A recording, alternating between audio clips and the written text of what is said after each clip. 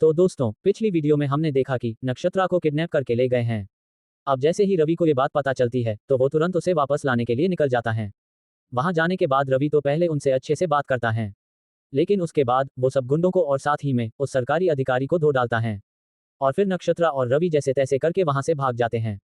लेकिन बीच रास्ते में ही हरीश यानी वो सरकारी भ्रष्ट अधिकारी के गुंडे वहां आ जाते हैं और वो भागते हुए एक गांव में पहुंच जाते हैं। फिर उस गांव के लोग उन गुंडों को मार के भगा देते हैं।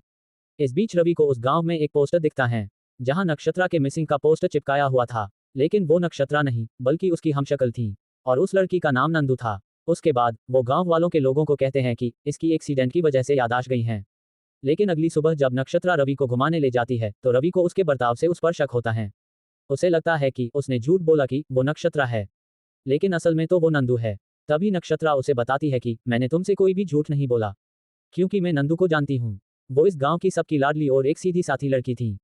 वो गांव वालों की बहुत मदद करती थी। लेकिन ऐसे ही एक दिन गांव वालों ने जिसके पास अपनी जमीन गिरवी रखी थी वो गांव में आकर उनसे पैसे वसूल करने आता है।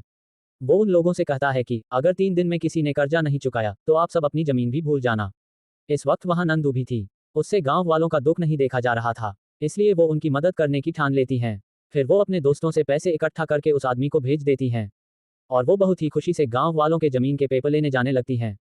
तभी बीच रास्ते में ही उसकी कार का एक्सीडेंट हो गया और उसकी वहीं पर मौत हो गई।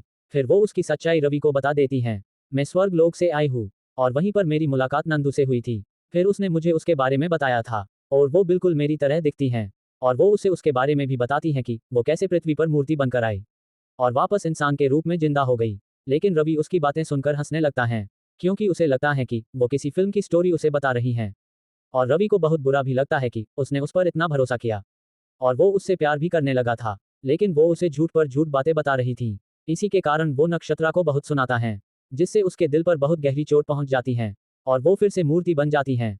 अब ये सब देखकर वो समझ जाता है कि वो सच में गंधर्व राजा की ही बेटी हैं।